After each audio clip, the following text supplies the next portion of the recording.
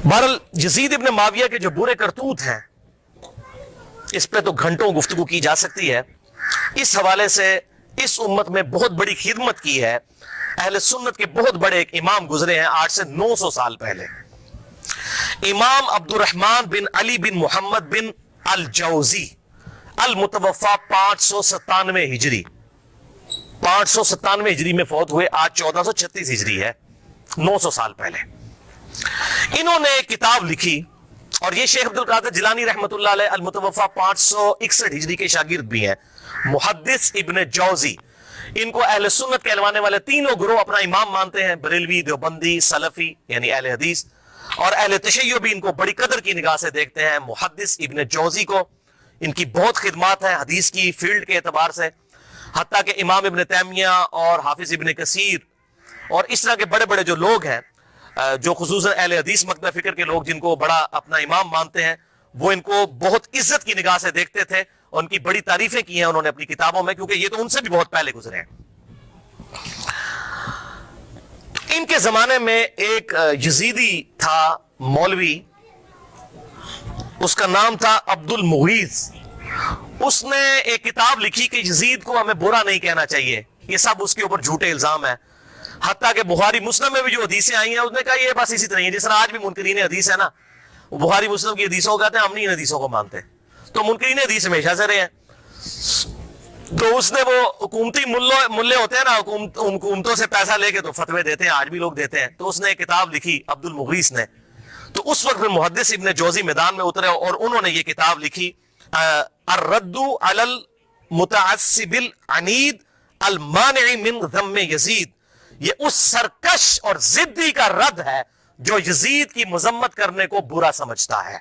ये किताब का नाम उन्होंने रखा और फिर वो पोल खोले कि किसी का इन्होंने लिहाज नहीं किया और जो कर सकते थे इन्होंने किया। अल्हम्दुलिल्लाह ये किताब इमाम इब्न तैमिया अल मुतवफ़ा 728 हिजरी, हाफिज इब्न कसीर अल मुतवफ़ा 774 हिजरी और बड़े बड़े अहले सुन्नत के आइम्मा ने इस किताब की बड़ी तारीफ की है, अपनी किताबों में लिखा।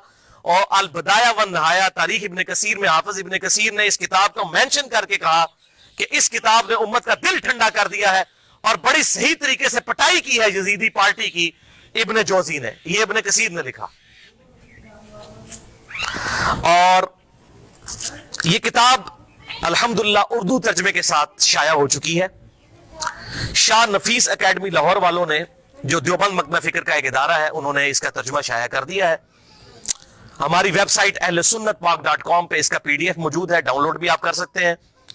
टोटल ये 80 सिफात पर मुश्तमिल है किताब। टोटल 160 है इसके सिफात, 80 सिफात उस मुतरजम ने अपने कमेंट्स किए हैं और 80 सिफात पे उसका किताब का तर्जुमा है। माशाल्लाह उन्होंने हक खोल कर बयान किया है।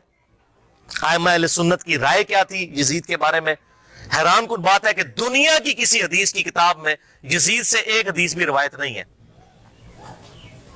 हजरत अबू बकर के बेटों की हदीसें बुखारी और मुस्लिम में है, हजरत उमर के बेटों की हदीसें बुखारी और मुस्लिम में है, हजरत अली के बेटों की हदीसें बुखारी और मुस्लिम में है, लेकिन यजीद की कोई रिवायत दुनिया की किसी किताब में मौजूद नहीं है। हालांकि इनके भी वालिद हजरत अमीर माविया रज़ी अल्लाह तआला अन्हु 40 साल तक मुसलमानों के हुक्मरान रहे हैं, 20 साल तक गवर्नर और फिर 20 साल बाद सुलह हसन के बाद हुकूमत संभाली, लेकिन किसी ने इनके बेटे से हदीस नहीं ली क्योंकि मजरूर रावी था। तो ये सारे अकवाल मुहद्दिसीन के उन्होंने जमा किए। और मुहद्दिस जो होते हैं ना, वो बिल्कुल न्यूट्रल लोग होते हैं, वो हुकूमती मुल्ला नहीं होते हैं कि पैसे लेके फतवे दें। मुहद्दिस तो हक बात करता है, जो मजरूर रावी है वो मजरू है। हत्ता कि आप बुखारी और मुस्लिम में यहां तक हजरत अली के बेटों की, हजरत अली के पोतों की, उनके पड़पोतों तक की हदीसें मौजूद है बुखारी और मुस्लिम के अंदर। इमाम बाकिर की हदीसें, इमाम जाफर की हदीसें, इमाम मूसा काजिम की हदीसें, इमाम अली रजा की हदीसें, इमाम ज़ैनुल आबिदीन की हदीसें, ये अहले सुन्नत के यहाँ आपको मिलेंगी। लेकिन यजीद की कोई हदीस नहीं आपको अहले सुन्नत की किसी किताब में नहीं मिलेगी। हालांकि वो उसके बाप सहाबी हैं, 40 साल तक मुसलमानों के हुक्मरान रहे, डोमिनेंट पर्सनैलिटी रहे। कोई एक रवायती मुहद्दिस ले लेता ना कि 40 साल में अपने बाप से कुछ सीखा होगा उन्होंने, कोई नहीं, क्योंकि वो कहते थे ये जालिम शख्स है, ये इस काबिल ही नहीं कि इससे हदीस ली जाए। वो अहमद बिन हंबल का कौल मैं इंशाल्लाह बयान भी कर दूंगा इसमें। भाइयों, आप सल्लल्लाहु अलैहि वसल्लम की वफात के 50 साल के बाद 60 हिजरी में हजरत अमीर माविया रज़ी अल्लाह तआला अन्हु फौत हुए और जाते जाते उन्होंने अपनी जिंदगी में ही مرنے سے 4 سال پہلے ہی اپنے بیٹے یزید کے لیے بیعت لینا شروع کر دی. صحیح بخاری میں آتا ہے کہ صحابہ کرام سخت خلاف تھے کہ آپ یہ کیا کرنے جا رہے ہیں, امت کو کس ڈگر پہ چلا کر جا رہے ہیں, لیکن تلوار کے زور پر اپنے بیٹے کی بیعت لی. صحیح بخاری میں موجود ہے. یہ کہتے ہیں جی بیعت کر لی تھی, گن پوائنٹ پہ بیعت کی, تو بیعت تو دل ہی ماننے کا نام ہے. اور میں حضرت عمر کا فتویٰ بھی اینڈ پہ بتاؤں گا صحیح بخاری سے کہ جو تلوار کے زور پر بیعت ہو اس کو حضرت عمر کہتے ہیں یہ بیعت ہی نہیں ہے. تو صحابہ کرام نے مخالفت کی, لیکن وہ جو معاملہ ہونا تھا وہ ہوا. وہ میں نے مسئلہ نمبر 101 میں ڈیٹیل کے ساتھ بیان کیا. آج ٹاپک کو میں چھیڑوں گا نہیں کیونکہ آلریڈی میں اس کو ایڈریس کر چکا ہوں. بہرحال اس حوالے سے صحیح بخاری میں انٹرنیشنل نمبر کے مطابق 120 نمبر حدیث ہے. حضرت ابو ہریرہ کہتے ہیں میں نے حضور صلی اللہ علیہ وسلم سے 2 پیالے لیے, ایک میں نے تمہارے سامنے ظاہر کر دیا, یعنی یہ جو شریعت کا علم ہے, حدیثیں میں نے بیان کر دی, اور دوسرا پیالہ ایسا ہے اگر میں تمہیں بتاؤں تو تم میری شہرت کاٹ دو. ایسی باتیں مجھے حضور نے بتائی ہیں. وہ کیا باتیں تھیں؟ وہ صحیح بخاری کے اندر ہی انٹرنیشنل نمبر کے مطابق 3605 نمبر حدیث ہے. حضرت ابو ہریرہ کہتے ہیں کہ مجھے حضور صلی اللہ علیہ وسلم نے بنو قریش بنو امیہ کے لونڈوں کے ان لڑکوں کے نام بتائے ہیں, ان کے ماں باپ اور قبیلوں کے نام تک بتا دیے ہیں جن کے ہاتھوں اس امت کی تباہی ہونے والی ہے. اور میں چاہوں تو ان کے نام, ان کے ماں باپ کے نام بھی بتا سکتا ہوں. جیسے حضرت حذیفہ ابن یمان کو حضور صلی اللہ علیہ وسلم نے منافقین کے نام بتائے تھے, حضرت ابو ہریرہ کو ان لوگوں کے نام بتا دیے تھے جن کے ہاتھوں امت کی تباہی ہونے والی تھی, بنو امیہ کے وہ لڑکے. حتیٰ کہ اسی حدیث کے تحت فتح الباری میں امام ابن حجر اسقلانی رحمہ اللہ المتوفی 852 ہجری وہ لکھتے ہیں, اور بڑی انہوں نے اسناد مختلف کتابوں سے, المصنف ابن ابی شیبہ سے, باقی کتابوں سے جمع کی کہ حضرت ابو ہریرہ یہ دعا کیا کرتے تھے, اے اللہ مجھے 60 ہجری تک باقی نہ رکھنا اور لڑکوں کی حکومت سے پہلے موت دینا. 59 ہجری میں حضرت ابو ہریرہ فوت ہو گئے اور 60 ہجری میں یزید ابن معاویہ تخت نشین ہوا. اور اس میں ایک مرفوع حدیث ہے انٹرنیشنل نمبر کے مطابق مسند امام احمد میں 8302 اور مشکات میں بھی 3716 کہ آپ صلی اللہ علیہ وسلم نے فرمایا 70 کی دہائی کے آغاز سے اللہ کی پناہ طلب کرو اور نوجوان لڑکوں کی حکومت سے اللہ کی پناہ طلب کرو. 70 کی دہائی کا آغاز یعنی 61 ہجری, اور واقعہ کربلا 61 ہجری میں ہوا ہے. تو آپ صلی اللہ علیہ وسلم نے اپنی امت کو اس حوالے سے خبریں دی تھیں کہ آپ صلی اللہ علیہ وسلم کی وفات کے بعد امت کے ساتھ کیا سلوک ہونے والا ہے. تو اس کے ظلم کی داستان بہت طویل ہے. یہاں پر میں اس کے 3 بڑے بڑے سیاہ کارنامے ذکر کروں گا احادیث کی کتابوں سے, تاریخ نہیں. اگر تاریخ میں نے بتایا تاریخ میں اگر 10 باتیں یزید کے حق میں ہے نا تو 1000 اس کے خلاف ہیں. لیکن کیا کرتے ہیں یہ حکومتی ملے, وہ چند ایک باتیں نقل کر کے تو پھر دفاع کرنے کا کوشش کرتے ہیں, اور پھر کتابوں پہ پابندی لگ جاتی ہے. وہ جو جھوٹی کتاب صلاح الدین یوسف صاحب نے لکھی, وہ گورنمنٹ نے پابندی لگا دی. کوئی حدیث نقل نہیں کی ہے, بلکہ ساری تاریخی روایتیں نقل کی ہیں, اور وہیں پر لکھا ہوا ہے کہ یزید کی فوجوں نے واقعہ حرہ میں 1000 صحابیات اور تابعیات کے ساتھ زنا کیا اور وہ حاملہ ہو گئیں, اور 3 دن تک مسجد نبی میں گھوڑے باندھ کر رکھے, اور مسجد نبی میں نماز نہیں ہوئی ہے. لیکن صلاح الدین یوسف صاحب کی رگ نہیں پھٹکی کہ میں یہ حق لوگوں کو بتاؤں. ابن کثیر سے, اس ابن کثیر سے اپنے مطلب کی باتیں نقل کی. وہ بتا رہا ہوں 10 باتیں نقل کی, 1000 اس کے خلاف لکھی ہوئی ہیں. لیکن جب کوئی بندہ بے ایمانی پہ اتر آئے تو اس کا تو کوئی علاج نہیں ہے. لہذا میں تاریخ کو کرتا ہوں سائڈ پہ, میں صرف آپ کو احادیث سے حوالے دوں گا جس کے سامنے اب سارے خاموش ہو چکے ہیں. جب سے یہ میری یہ پمفلٹ آئے ہیں, یہ واقعہ کربلا کا حقیقی پس منظر 50 صحیح الاسناد احادیث کی روشنی میں, یہ والا پمفلٹ, اور یہ رافضیت ناسبیت اور زیدیت کا تحقیقی جائزہ, یہ پمفلٹ میں نے ڈاکٹر ذاکر نائک کے خلاف لکھا تھا, انگلش کے اندر بھی اردو کے اندر بھی. اور ان کے ہم نے شاگرد پاکستان آئے, ان کے ہاتھ میں یہ پمفلٹ پکڑائے کہ خدا کے لیے کہ آپ یہ کون سی وہ امام غزالی کی لکھی ہوئی تاریخ بیان کر رہے ہیں, ابن تیمیہ کی لکھی ہوئی تاریخ بیان کر رہے ہیں. خدا کے لیے حدیث کی کتابیں پڑھیں, بخاری اور مسلم پڑھیں, یا تو بخاری اور مسلم کو غلط کہہ دیں, منکرین حدیث بن جائے. یہ تاریخیں تو حکمرانوں نے لکھوائی ہوئی ہیں. ادب با ملاحظہ ہوشیار لکھو, ہم بڑے سخی تھے, ہم یہ تھے وہ تھے. تاریخیں تو حکمرانوں کی لکھوائی ہوئی ہیں. حدیثیں ہیں, یہ ہیں ایماندار لوگ محدثین, یہ ہیں اصل اہل حدیث اہل سنت جنہوں نے حق بات امت کو بتائی. ان کو فالو کریں. تو دین جب محدثین سے لیا تو اس طرح کی باتیں محدثین سے لینی ہے. اتھینٹسٹی تو محدثین کی ہے, نہ کہ ان لوگوں کی ہے. تو اس حوالے سے یہ بات آپ سمجھ لیجئے. 3 سیاہ کارنامے یزید کے.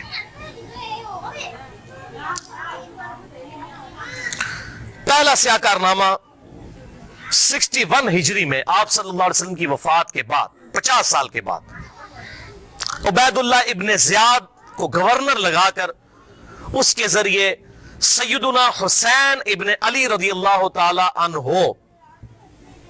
کو شہید کروایا. اہل بیت میں سے اور 54 لوگ دوسرے شہید ہوئے واقعہ کربلا کے دوران، ٹوٹل 72 لوگ.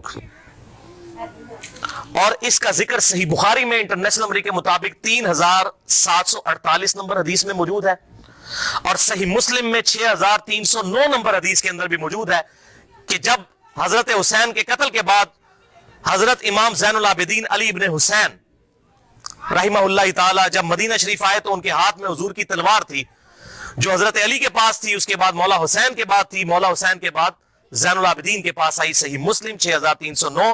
تو مسور بن مخرمہ رضی اللہ تعالیٰ عنہ حاضر خدمت ہوئے اور انہوں نے کہا کہ اے نبی کے بیٹے، یہ تلوار آپ میرے حوالے کر دیں ورنہ یہ کہیں بنو امیہ کے ظالم لوگ آپ سے چھین نہ لیں، اور میں اپنی جان سے بڑھ کر اس کی حفاظت کروں گا. تو یہ صحیح مسلم میں موجود ہے. لوگ کہتے ہیں نہیں پتہ نہیں حسین قتل بھی ہوا تھا کہ نہیں. ٹھیک ہے، اب لوگوں نے یہ باتیں کرنا شروع کر دی ہیں. تو بھائی جھوٹ کے تو کوئی پاؤں نہیں ہوتے ہیں. جب لوگوں نے یہ جرت کی تھی وہ صحابہ وہ بغلوں میں بت رکھ کے آتے تھے اس لیے رفع یدین ہوتا تھا، حالانکہ اہل سنت اور اہل تشیع کا رفع الیدین پہ اجماع ہے. سوائے حنفیوں کے پوری امت متفق ہے کہ آپ صلی اللہ علیہ وسلم رکوع میں جاتے وقت رکوع سے اٹھتے وقت رفع الیدین کرتے تھے. لیکن جب کوئی بندہ بے ایمانی پر اتر ہے تو اس کا تو کوئی علاج ہی نہیں ہو کہ جی بت رکھ کے آتے تھے، اے بھی ہوئی یہ بت رکھ کے آتے سن. بھائی صحیح مسلم میں موجود ہے، صحیح بخاری میں واقعہ کربلا کا ذکر موجود ہے. دوسرا سیاہ کارنامہ، اور ادھر میں یہ بات کر دوں، بعض لوگ کہتے ہیں حضرت حسین جو ہے وہ یزید کی بیعت کے لیے جا رہے تھے اور انہوں نے کہا میری 3 شرائط ہیں، یا تو مجھے اجازت دو میں یزید کے ہاتھوں میں ہاتھ دے دوں، یا مجھے کسی مسلمان سرحد پر بھیج دو، یا مجھے واپس جانے دو. خدا کے لیے بھائی یہ بات ہوتی تو بنو امیہ نے لڑیاں ڈالنی تھی کہ حضرت امیر معاویہ رضی اللہ تعالیٰ عنہ پوری زندگی حضرت حسین سے وہ بیعت نہیں لے سکے اپنے بیٹے کے لیے جو انہوں نے اپنی وفات سے 4 سال پہلے لینا شروع کر دی تھی. اور یہ عبید اللہ ابن زیاد نے حضرت حسین کو اگر منوا لیا تھا تو اس کو تو سونے میں تولنا تھا یزید نے کہ بھی آپ نے بڑا کارنامہ کیا ہے. کدھر یہ جھوٹ ہے. انصاب الاشراف کتاب سے یہ پیش کرتے ہیں، شیخ زبیر لیزئی صاحب نے پوری تحقیق لکھی ہے کہ یہ کتاب ہی ثابت نہیں صحیح سند کے ساتھ، اور اس کتاب میں تو ایسی ایسی حدیثیں ہیں کہ کئی صحابہ کا ایمان ہی ثابت نہیں ہوگا اگر اس کتاب کو انصاب الاشراف کو پیش کریں. اور یہ جو روایت ہے وہ روایت بھی منقطع ہے. حلال بن صاف یہ بیان کرتے ہیں ان کا واقعہ کربلا میں ہونا ثابت ہی نہیں ہے، اور منقطع روایت کوئی حجت نہیں ہوتی ہے. تو یہ کتاب بھی ثابت نہیں، بالکل جھوٹ ہے.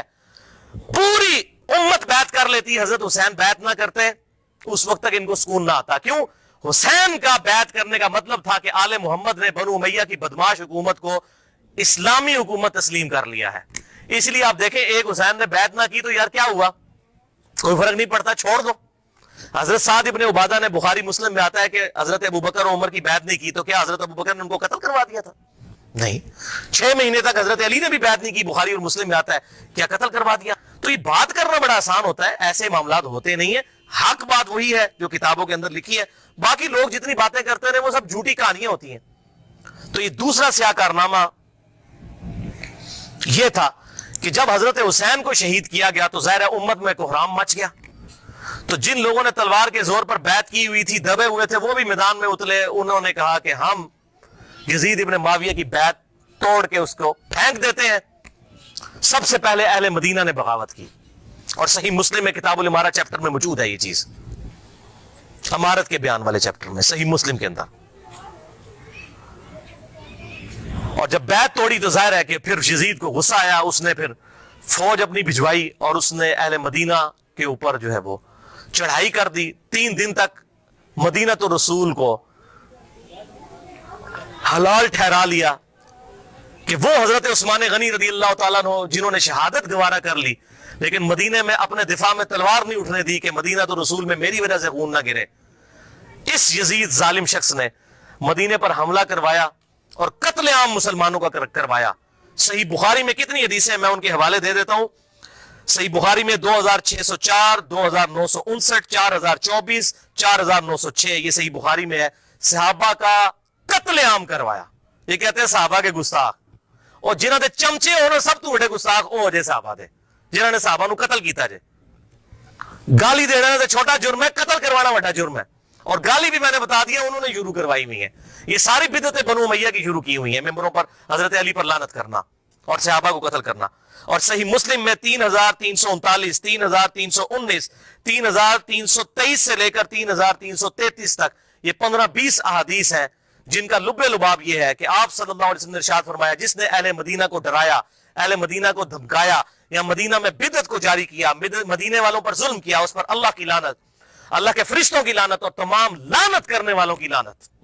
کہتے ہیں یزید پر لعنت نہ کریں. ہم کسی کلمہ گو اہل قبلہ کے اوپر لعنت کے قائل نہیں ہیں. آپ صلی اللہ علیہ وسلم نے ہمیں منع کیا ہے, لیکن اس کا یہ مطلب نہیں کہ وہ لعنت کا اہل نہیں ہے.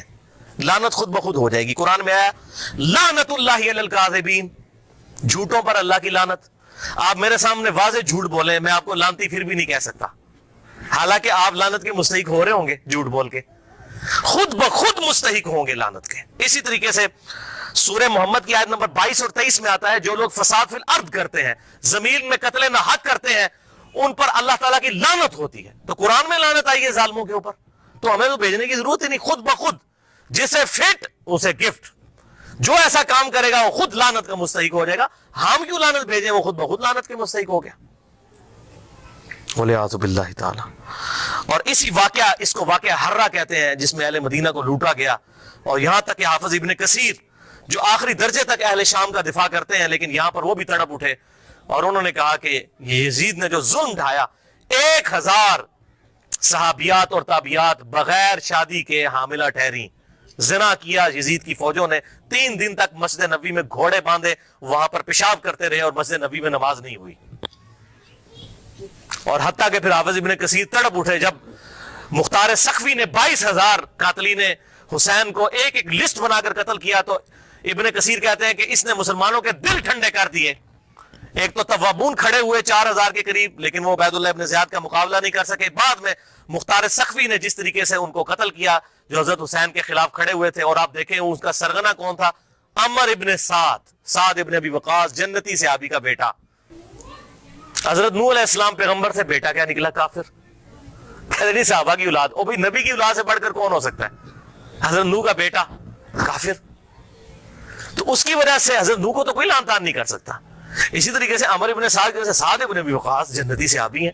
ایک مجلس میں جن 10 صحابہ کو بشارت ملی ان میں یہ بھی شامل ہے, اور آخری وقت تک یہ حق کی آواز بلند کرتے رہے الحمدللہ. تو سعد ابن ابی وقاص میں صرف بیان کروں کس طرح وہ حضرت علی کے فضائل امیر معاویہ کے دور میں بیان کرتے تھے اور ڈنکے کی چوٹ پہ کرتے تھے, اور جو لوگ حضرت علی پر لعنت کرتے تھے ان کے وہ خلاف کھڑے ہوتے تھے. یہ پورا ایک ٹاپک ہے بخاری اور مسلم کے اندر, جو کبھی ٹائم ملا تو میں انشاءاللہ بیان کروں گا. لیکن بیٹا آگے دیکھیں کیا نکلا. اسی واقعہ حرہ پر امام احمد بن حنبل رحمۃ اللہ علیہ کا قول صحیح سند کے ساتھ اسی ابن جوزی کی کتاب میں موجود ہے, صفحہ نمبر 40 پہ, جو عربی میں نسخہ ہے, اردو میں آپ کو مل جائے گا. یہ امام احمد بن حنبل سے ان کے شاگرد نے پوچھا یزید ابن معاویہ کے بارے میں کہ کیا آپ یزید ابن معاویہ کے بارے میں آپ کا کیا خیال ہے. یہ اب میں آپ کو بتانے لگوں کہ اہل حدیث کا کیا موقف تھا. سب سے بڑے اہل حدیث اہل سنت امام احمد بن حنبل المتوفا 241 ہجری, جو اہل سنت کے بڑے ائمہ ہیں, بخاری اور مسلم کے استاد ہیں. اور وہ کیا کہہ رہے ہیں, آپ حدیث میں کس کو لیتے ہیں کہ جی کس راوی پر بحث کرنی ہے, آپ کہتے ہیں یہ فلاں محدث اس کو ضعیف کہتا ہے. اب یہ سب سے بڑا امام اہل سنت کا کیا کہہ رہا ہے, وہ کہتے ہیں کہ یزید وہی ہے جس نے مدینے والوں کے ساتھ وہ کرتوت کیے جو اس نے کیے.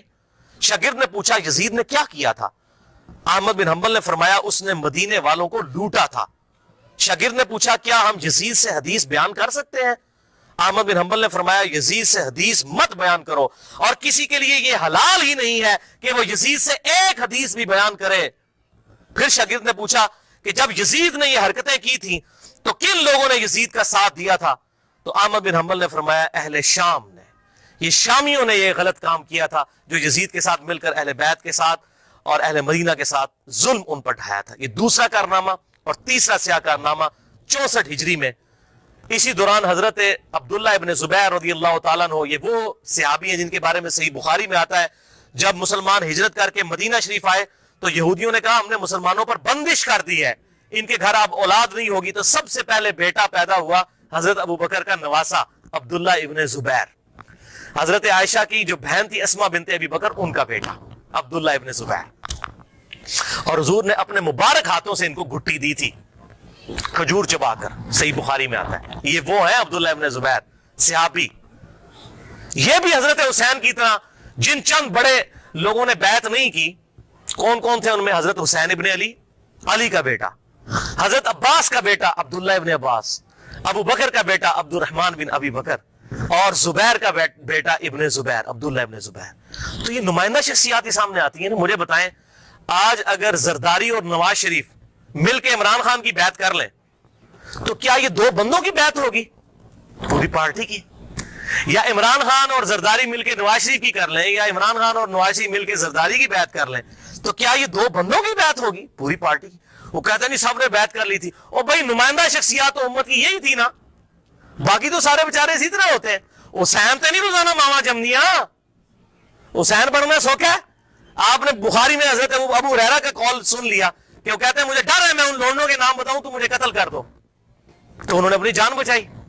جان بچانا بھی فرض ہے، لیکن اعلیٰ ترین درجہ یہ ہے جو صحیح مسلم میں حدیث ہے، انٹرنیشنل نمبر کے مطابق 177 نمبر حدیث صحیح مسلم کتاب الایمان میں، کہ برائی جب دیکھو تو ہاتھ سے روکو. ہاتھ سے نہیں روک سکتے، زبان سے، نہیں تو کم از کم دل میں برا جانو. لیکن ذالک اضعف الایمان، یہ ایمان کا سب سے لوئسٹ درجہ ہے. تو حضرت حسین لوئسٹ درجے پر تو نہیں تھے بھائی.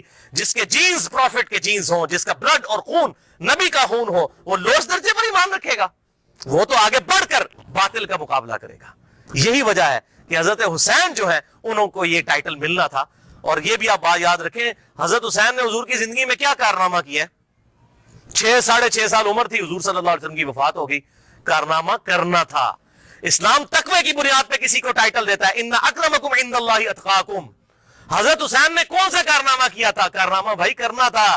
جنتی نوجوانوں کا ٹائٹل اس لیے ملا کہ انہوں نے وہ کام کرنا تھا کہ جب امت سو چکی ہوئی تھی انہوں نے امت کو جگایا. اور ایسی بھی امت جاگی کہ آج تک جب بھی کہیں پر ظلم ہوتا ہے حسین کی مثال پیش کی جاتی ہے. لوگ کہتے ہیں کیا ہوا جی، حسین کے ساتھ بھی تو 72 لوگ تھے نا، اگر ہم تھوڑے ہیں. سورہ نحل میں آیا کہ ابراہیم علیہ السلام اکیلے ہی پوری امت ہے. حق تھوڑا ہو، حق حق ہے، باطل باطل ہے، چاہے وہ کثرت میں کتنا ہی زیادہ ہو. ٹھیک ہے، تو یہ بات آپ سمجھیے اس حوالے سے. تو عبداللہ ابن زبیر نے بھی بغاوت کی. انہوں نے حجاز، مکہ، مدینہ اور پورے ایریے پر انہوں نے اپنی خلافت قائم کر لی، اور یزید صرف شام تک رہ گیا. تو پھر یزید نے عبداللہ ابن زبیر رضی اللہ تعالیٰ عنہ کو قتل کرنے کے لیے اور ان کی حکومت کو ختم کرنے کے لیے جو خلافت تھی، اپنے گورنروں کو بھیجا، سپہ سالاروں کو بھیجا. 64 ہجری کا یہ واقعہ ہے. اور یہ صحیح مسلم میں انٹرنیشنل نمبر کے مطابق 3245 صحیح مسلم 3245 نمبر حدیث ہے کہ ابن زبیر پر جب حملہ کیا اس دوران خانہ کعبہ کو منجنیق سے پتھراؤ کیا گیا، غلاف کعبہ بھی جل گیا. 3245 صحیح مسلم. یہ کرتوت ہے. کہتے ہیں جی وہ تو یہ تھے جنتی تھے، وہ بھی میں پول کھولنا کہنے پاس جنتی سی ہو. صحیح مسلم 3245 خانہ کعبہ کو جلا دیا. لیکن پھر اس دوران پہلے واقعہ کربلا، اس کے بعد واقعہ حرہ ہوا، اور پھر ابن زبیر پہ جب حملہ کیا اسی دوران یزید مر گیا 64 ہجری کے اندر. جب مرا تو پھر ابن زبیر نے اسی جنگ کے دوران وہ مر گیا. ابن زبیر نے کہا کہ جاؤ اپنے شیطان کی خبر لو، وہ مر گیا. تو پھر اس کی فوج تتر بتر ہو گئی. پھر 9 سال تک خلیفہ رہے اس پورے ایریے کے اوپر عبداللہ ابن زبیر. پھر جب عبد الملک بن مروان کے مرنے کے بعد بنا، اس نے پھر حجاج ابن یوسف کو بھیجا.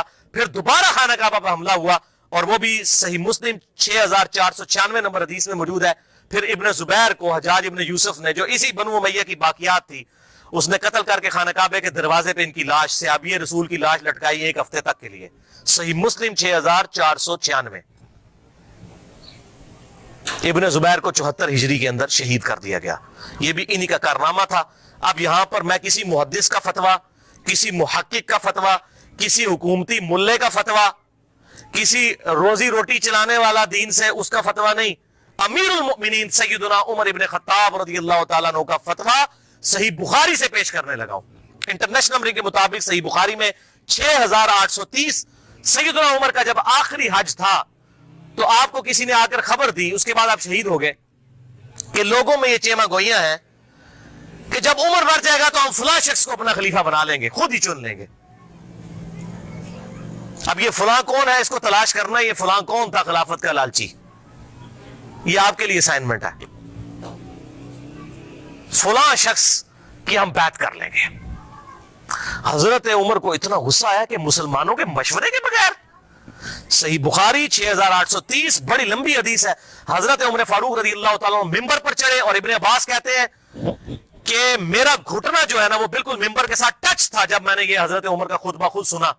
اور حضرت عمر اتنے غصے میں تھے, میں نے کہا کہ آج تو یہ, بلکہ صحیح بخاری اسی حدیث میں آتا ہے کہ عبد الرحمن بن عوف کہتے ہیں کہ آپ تو عرفات کے میدان میں خطبہ دینے لگے, تو میں نے کہا امیر المومنین یہاں پر ہر طرح کے لوگ موجود ہیں, کوئی پڑھ لکھے ہیں, کوئی ان پڑھ ہے, تو آپ کی بات کا کوئی اور مطلب نہ لے لیں, آپ صبر کریں, مدینہ جا کے خطبہ دیں. تو مدینہ شریف جا کر پہلا کام حضرت عمر نے خطبہ دیا, 6830 بڑی باتیں ارشاد فرمائی, اور پھر اس میں ارشاد فرمایا ورڈ بائی ورڈ, لفظ بائی لفظ حضرت عمر کے الفاظ, صحیح بخاری 6830. دیکھو, خیال رکھنا کہ کوئی شخص بھی بغیر مسلمانوں کے مشورے کے اور بغیر اتفاق رائے کے تم پر مسلط نہ ہونے پائے, ورنہ اس کا انجام قتل و غارت ہوگا. اور وہ آپ نے دیکھا کتنی قتل و غارت ہوئی. حضرت حسین کو شہید کیا گیا, واقعہ ہررا ہوا, پھر خانہ کعبہ کو جلایا گیا, پیچھے کیا رہ گیا, مکے کی حرمت پامال, مدینے کی حرمت پامال, اہل بیت کی حرمت پامال. اس سے زیادہ کیا کر سکتا تھا. اور حضرت عمر نے پہلی پیشن گوئی کی تھی مسلمانوں کے مشورے, تو وہ تلوار کے زور پہ کیا گیا.